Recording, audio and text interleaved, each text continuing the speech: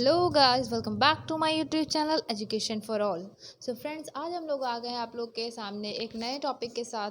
तो फ्रेंड्स, आज हम लोग पढ़ने वाले हैं क्लास 12 का चैप्टर नंबर 2 हिस्ट्री का, Kings, farmers and towns, early state and economy. So friends, यहाँ पे बात की जा रही है 600 BCE से 600 सेंचुरी तक। तो फ्रेंड्स, चलिए स्टार्ट करते हैं आज का चैप्टर। तो फ्रेंड्स, जो 6th सेंचुरी है वो एक टर्निंग एरा कहा जाता है। तो फ्रेंड्स, टर्निंग एरा इसे क्यों कहा जाता है? सबसे पहला पॉइंट, नए स्टेट एम्पायर और किंगडम यहाँ पे इमर्ज होने लग गए थे। दूसरा, टाइम पे एग्रीकल्चर बहुत ही ऑर्गेनाइज तरीके से होने लगा था। तीसरा, यहाँ पे लोहे का इस्तेमाल बढ़ गया था और क्वाइनेज मतलब सिक्के बनना इस एज में स्टार्ट हुआ था। And the most important point is that Buddhism and Jainism religion इसी एरा में इसकी ग्रोथ हुई। ये सारे फैक्टर हैं जो 6th सेंचुरी को एक टर्निंग पॉइंट बनाते हैं। तो ये सब जानकारी हमें किन सोर्सेज से पता चलती है? तो फ्रेंड्स, ये सारी जानकारी हमें through inscription, text, coins, visual material से मिलती है। सो फ्रेंड्स, देखते हैं Prinsep's and Piyadasi. James Prinsep East India के ऑफिसर थे। 1930 में इन्होंने ब्राह्मी एंड खरोष्टी इंस्क्रिप्शन को डेसिफर कर लिया था। पियादसी जो है उन्हें सोशली स्पेशली किंग अशोका के लिए बोला जाता है। किन्हें? पियादसी को। पियादसी का मतलब होता है प्लीजेंट टू बी होल्ड। अब देखते हैं अर्ली स्टेट में, मतलब जो 16th सेंचुरी थी उसमें ये the earliest states the 16 mahajanapadas. So friends, जो 6 महाजनपद जो बहुत ही इम्पॉर्टेंट है इस चैप्टर के लिए, मैं आप लोग को उनके नाम बताती हूँ। पहला था वाजी, दूसरा मगध, तीसरा खोसला, कुरु, पांचाल, गांधार एंड अवंती। ये कुछ इम्पॉर्टेंट मेन महाजनपद्स हैं। फ्रेंड्स, जो ये महाजनपद हैं इन्हें किंग रूल किया करते थे। गाना एंड संघाज, ये किंग को कहा जाता है। महावीर स्वामी और बुद्धिज़्म भगवान को भी इसी कम्युनिटी से बिलोंग ये लोग करते थे, जो संघा और गानाज हैं। और महाजनपद की अपनी एक कैपिटल होती थी। उस कैपिटल में कोर्ट होते थे, किले होते थे, और जो किला था उसमें राजा जो है वो रूल करते थे। और प्रॉपर रूल करने के लिए तरीके के भी कुछ तरीके, जिस तरीके से करना चाहिए वो कुछ रूल्स भी उसके होते थे। उस टाइम पे ब्राह्मण ने जो संस्कृत टेक्स्ट लिखे थे, धर्म सूत्र, उस टाइम पे उन्होंने कंपोज करना स्टार्ट किया था। तो जिसमें लिखा गया था कि एक राजा से क्या एक्सपेक्ट किया जाता है, वो किस तरह के काम करेगा अपने रूलिंग स्टेट में। सो फ्रेंड्स, ये लोग आप मैप देख सकते हैं, ये सारे महाजनपद इंपॉर्टेंट महाजनपद हैं जो कि आपके एग्ज़ाम्स में पूछे भी जाते हैं। तो आई होप आप लोग को यहाँ तक समझ में आ गया होगा। सो फ्रेंड्स, जो 16 महाजनपद थे इसमें जो सबसे इम्पॉर्टेंट महाजनपद था वो था मगध। तो मगध जो था, between 6th and 4th century Magadha became the most powerful mahajanapada. Magadha आज का जो बिहार है जिसे बोला जाता है, मगध इतना क्यों पावरफुल था, मतलब उसके पावरफुल होने के क्या रीजंस थे, हम लोग देखते हैं। मगध जिस एरिया में था वहाँ पर इस तरह का टेम्परेचर था कि वहाँ पे फसल बहुत अच्छी ग्रो होती थी। वहाँ की जो सोर्सेस थे वो काफ़ी अच्छे थे एग्रीकल्चर के लिए। एग्रीकल्चर प्रोडक्शन वहाँ पे ज़्यादा होती थी। दूसरा ये था कि जो वहाँ पे आयरन माइंस थी वो बहुत ज़्यादा पाई जाती थी। लेकिन डिवीज़न के बाद ये माइंस झारखंड में आ गई। उस समय लोहे का इस्तेमाल बहुत ज़्यादा होने लगा था। तीसरा जो था वो एलिफेंट्स जो थे वो मगध की आर्मी में यूज़ किए जाते थे। और ये जो एलिफेंट्स थे ये मगध के जंगल में पाए जाते थे।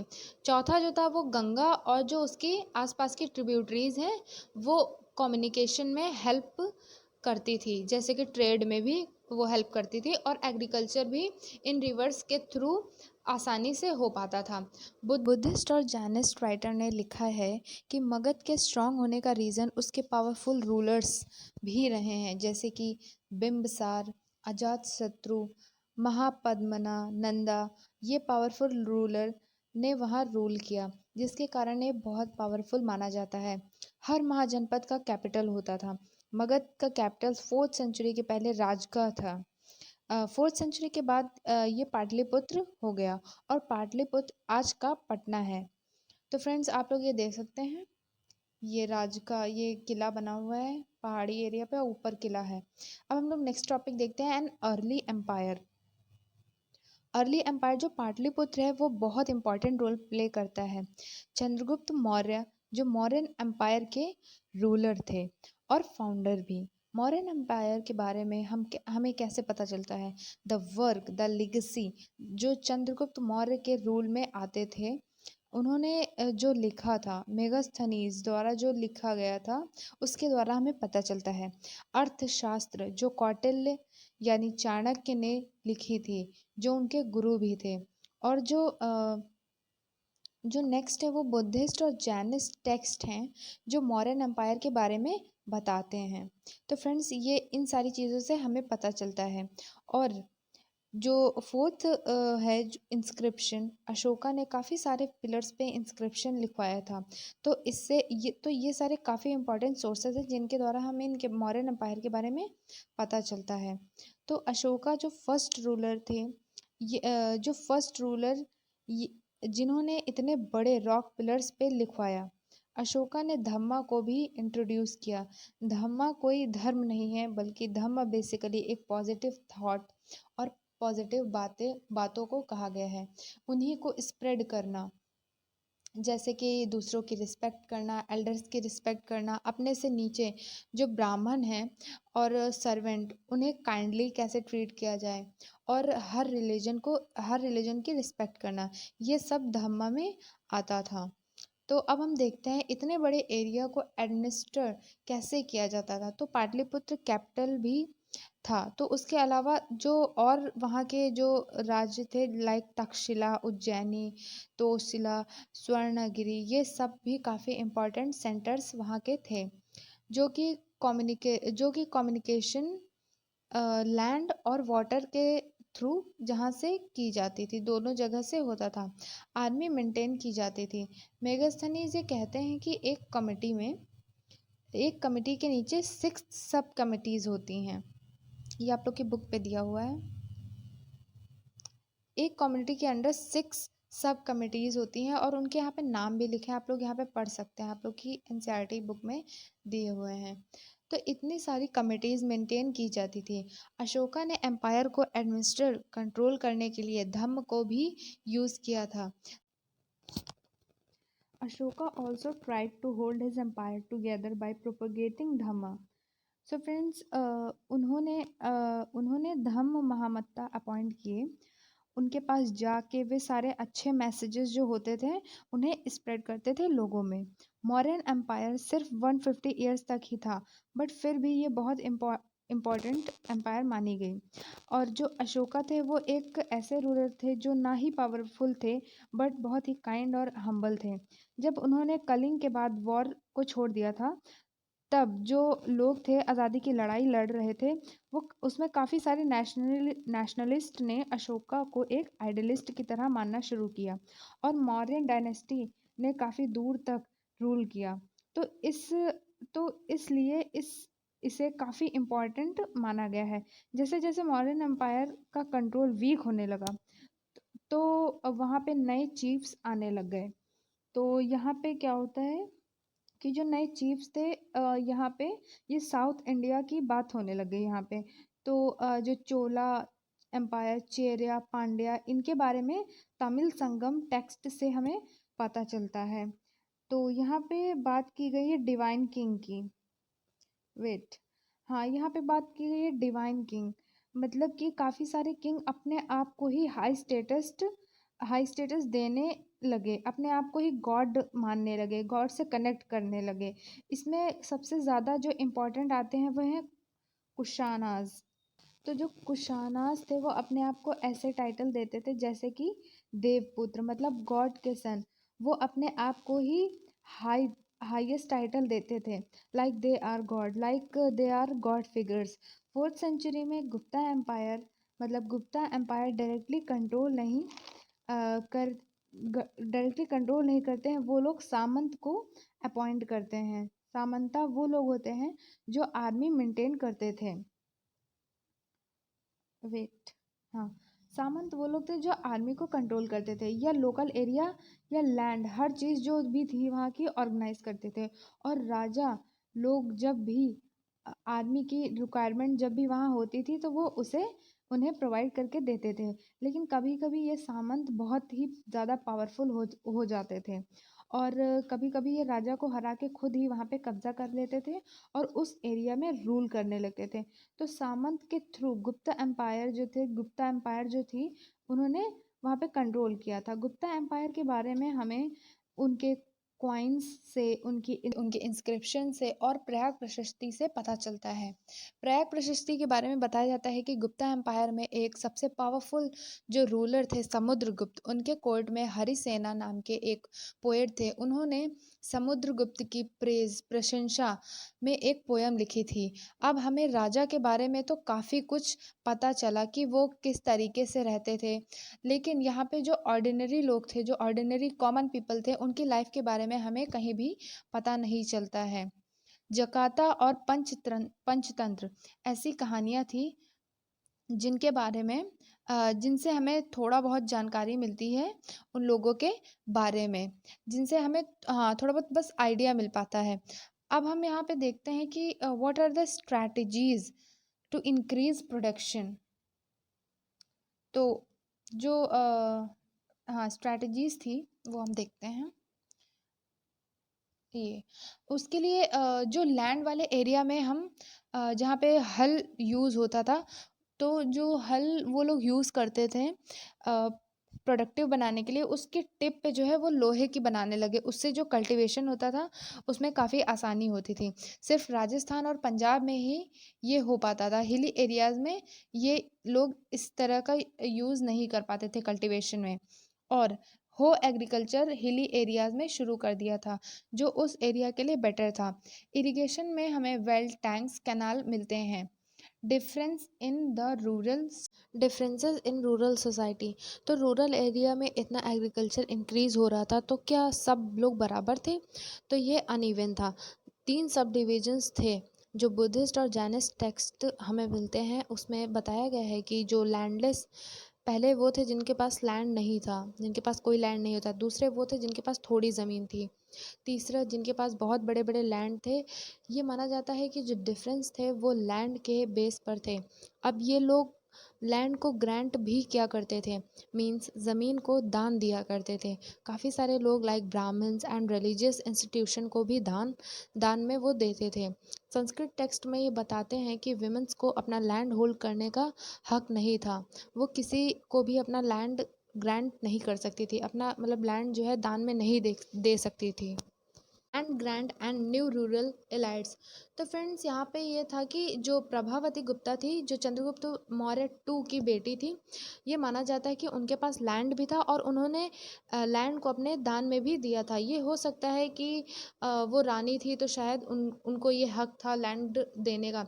लेकिन प्रभावती के अलावा हमें किसी को भी नहीं देखा गया ऐसा कि जिन्होंने लैंड होल्ड किया हो, कोई विमेन ऐसी रही हो जिन्होंने लैंड होल्ड किया हो या किसी को लैंड दान में दिया हो। तो फ्रेंड्स ये था विमेंस के बारे में। अब लैंड ग्रांट क्यों की जाती होगी, मतलब ज़मीन का दान क्यों दिया जाता होगा? काफ़ी राजा इसलिए करते होंगे ताकि एक प्रॉपर स्ट्रैटेजीज़ के तहत काम हो सके। एग्रीकल्चर नहीं हो पा रहा था तो उस लैंड पे एग्रीकल्चर करवाया जा सके और उस पे खेती हो सके। और काफ़ी लोग ये मानते थे कि लोग अपनी ज़मीन को दान इसलिए भी देते होंगे ताकि वो अपनी पावर शो कर सकें, अपनी सुपीरियॉरिटी दिखा सकें और अपने लोगों को साथ रख सकें। वो एक ऐसी ज़मीन, वो शायद ऐसे ही ज़मीन दान दिया करते होंगे। अब देखते हैं कि town trades and the new cities. तो फ्रेंड्स जो अब काफ़ी सारी जो सिटीज़ थी, पाटलिपुत्र जो है वो रिवर के किनारे है, उज्जैनी लैंड रूट पर था, तो इन सबको इस तरह से कनेक्ट किया जाता था। अर्बन पॉपुलेशन एलाइट्स जो थे, मतलब एंड क्राफ्ट पर्सन्स। तो फ्रेंड्स राजा और जो रिच पर्सन थे वो लगभग किले और कैपिटल्स वाले एरिया में रहते थे। इसके अलावा जैसे हमें पता चलता है कि जो gold Smith, black Smith, officer, religious, teachers, merchants, ये सब वहाँ रहते होंगे रिच एरियाज। और गिल्ड श्रेणीज ऑर्गेनाइजेशन जो क्राफ्ट पर्सन जो क्राफ्ट प्रोडक्ट्स प्रोड्यूस करते थे, वो लोग भी शायद वहीं रहते होंगे, जो बीच में कई लोगों का सामान ट्रेड के थ्रू चुरा लिया करते थे। अब जो ट्रैवलर्स थे, वो अलग अलग तरीके से वहाँ पे ट्रेड किया करते थे, जैसे कि एक तो पैडलर जो फुट पे ट्रैवल करते थे वो, और दूसरे वो थे जो अपना कारवा लेके चलते थे बुलक कार्ट्स पर, और पेस्टोरल्स के साथ वो ट्रैवल करते थे। और जो तीसरे थे जो उनके साथ, वो थे सी फेरर्स, जो पानी मतलब समुद्र के रूट से जाया करते थे। आप लोग ये मैप पे देख सकते हैं, यहाँ पे मैप पे दिखाया हुआ है। तो तीसरा ये सब सी के रूट से जाया करते थे। उनका काम काफ़ी रिस्की होता था, लेकिन इनको प्रॉफिट भी काफ़ी ज़्यादा होता था। अब एक ऐसी जगह दूसरी जगह क्या क्या चीज़ें ट्रेड की जाती होंगी, like salt, grain, cloth, metal ores and finished product, stones, medical plants, spices, ये सारी चीज़ें। Coins and Kings. तो फ्रेंड्स, क्वाइंस एंड किंग देखते हैं। तो अब क्योंकि ट्रेड होता था, तो इतने बड़े एरिया में इन्हें इन्हीं के थ्रू क्वाइनेज स्टार्ट हुई होगी, सिक्के बनाने ये लोग लग गए होंगे। सिक्कों में सबसे पहले हम इंडो ग्रीक में जो चंद्रगुप्त मौर्य के टाइम पे ही हमें राजा की शक्ल के बने सिक्के मिले थे, जिन पे राजा की जो फोटो थी वो बनी थी।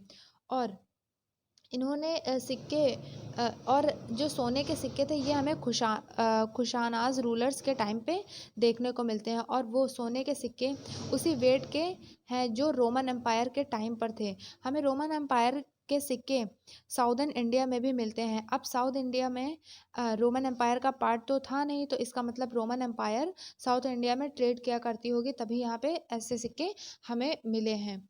और इसके 6th सेंचुरी के बाद हमें सिक्के कम मिलते हैं, अब कम संख्या में मिलते हैं। अब इससे अलग अलग लोगों के अलग अलग व्यू हैं इस पे। कुछ लोग कहते हैं क्योंकि रोमन एम्पायर 6th सेंचुरी के बाद डाउनफॉल हो गया था, तो शायद इस कारण उसका ट्रेड कम हो गया होगा, हमें सोने के सिक्के कम मिले हैं। दूसरे लोग ये कहते हैं कि नहीं, ऐसा कुछ नहीं है, ट्रेड तो उतना ही रहा होगा। ट्रेड, हाँ, ट्रेड तो इनको एक्सपेंड ही हुआ होगा, काफ़ी ज़्यादा एक्सपेंड किया होगा, लेकिन दूसरी जगह पे वो लोग शायद ट्रेड नहीं कर पाते होंगे, ये हो सकता है। इस टाइम पे सिक्के सेव करने की बजाय इन्वेस्ट किए जाते होंगे, क्योंकि उन्हें सिक्के नहीं मिले, लेकिन जो टेक्स्ट हमें मिलते हैं उसमें सिक्कों का जिक्र होता है। अब हम लोग देखते हैं Bahmani and Bahmani and inscriptions. जो इंस्क्रिप्शन थे उसके बारे में हम लोग पढ़ते हैं, खरोष्टी एंड बहामनी। हमने देखा कि बहामनी और खरोष्टी जेम्स प्रिंसेप ने डेसिफर की थी। James Prinsep was not the only person जिसने सब कुछ किया हो, और भी काफ़ी सारे यूरोपियन स्कॉलर्स आए थे, और उनके साथ काफ़ी सारे पंडित लोगों ने यहाँ के मिल के रिसर्च की, तब जाके उन्हें ये सब पढ़ने को मिल पाया। बहामनी जो ब्राह्मी लिपि थी फ्रेंड्स, वो ऐसा माना जाता है कि शायद वो संस्कृत टेक्स्ट से बनी होगी, लेकिन धीरे धीरे ये रियलाइज़ हुआ कि नहीं, ये प्रकृति से रिलेटेड है और प्राकृतिक रूप में है। जेम्स प्रिंसेप ने 1838 में अशोकन ब्राह्मी को डेसिफर कर लिया था। खरोष्टी हमें इंडिया में खरोष्टी जो लिपि थी, वो हमें इंडो ग्रीक रूलर यानी कि चंद्रगुप्त मौर्य के टाइम पे उनके सिक्कों में ग्रीक और जो खरोष्टी थी, दोनों ही लैंग्वेज में लिखी हुई मिली है। तो तो जिनको ग्रीक आती थी, उन्हें इस लैंग्वेज की जो नॉलेज थी, तो वो वर्ड्स बाय वर्ड इस जो लिपि थी, जो स्क्रिप्ट थी, इसको पढ़ पाए। और फ्रेंड्स, फाइनली जो जेम्स प्रिंसेप थे, उन्होंने खरोष्टी को डेसिफर किया। खरोष्टी इंस्क्रिप्शन की लैंग्वेज जो थी वो प्राकृतिक लैंग्वेज थी, उसे इन्होंने आइडेंटिफाई किया, जिसके कारण हम लोग आज लॉन्ग इंस्क्रिप्शन पढ़ पाते हैं। हमें कुछ एविडेंस मिलते हैं हमारे इंस्क्रिप्शन से। तो यहाँ पे बताया गया है कि जो अशोका थे, उन्हें देव नाम पिया के नाम से भी जाना जाता था, मतलब बिलव्ड ऑफ द गॉड, और या फिर उन्हें पियदसी के नाम से भी मेंशन किया गया है। अब इन इंस्क्रिप्शन को पढ़ने में क्या लिमिटेशंस थी, तो हम लोग इनकी अब लिमिटेशंस देखते हैं। तो जो पहला है लिमिटेशंस, जो प्रॉब्लम आती है वो कुछ टेक्स्ट जो थे वो बहुत हल्के लिखे हुए थे, तो उनके मतलब समझना बहुत ही मुश्किल होता था। दूसरा जो लिमिटेशन था ये था कि डैमेज ऑफ लेटर्स और लेटर्स आर मिसिंग, तो मतलब कि काफ़ी सारे लेटर्स मिसिंग थे और कुछ धुंधला धुंधला सा लिखा था। तीसरा, काफ़ी सारे इंस्क्रिप्शन ऐसे थे जो सर्वाइव ही नहीं कर पाए और वो मिल ही नहीं पाए। फिर इंस्क्रिप्शन जो थे वो कंप्लीट पॉलिटिकल और इकोनॉमिक इंस्क्रिप्शन नहीं बता पाते हैं। और जो लोग इंस्क्रिप्शन कमीशन के थे, मतलब जिन्हें जो पैसे देते थे इंस्क्रिप्शन को लिखवाने के लिए, वो लोग अपने बारे में अच्छा ही लिखवाते होंगे। इसमें हमें पूरी पिक्चर क्लियर नहीं पता चल पाती है। डेली लाइफ जो थी कॉमन पीपल की, वो इसमें हमें नहीं पता चल पाई है। तो फ्रेंड्स, ये सारी चीज़ें थी इस चैप्टर में। तो ये चैप्टर यहीं पे चैप्टर 2 आपका कंप्लीट होता है और ख़त्म होता है। आई होप आप लोगों को ये चैप्टर समझ आया हो। अगर आप लोग को कुछ डाउट है या फिर आप लोग को कोई भी कुछ क्वेश्चंस पूछने हैं तो आप लोग हमें कमेंट सेक्शन में कमेंट करके ज़रूर बताइएगा। और फ्रेंड्स, आप लोग को ये वीडियो कैसा लगा? अगर अच्छा लगा हो तो प्लीज़ हमारे चैनल को सब्सक्राइब करिएगा। तब तक के लिए अपना ध्यान रखिएगा। Thank you.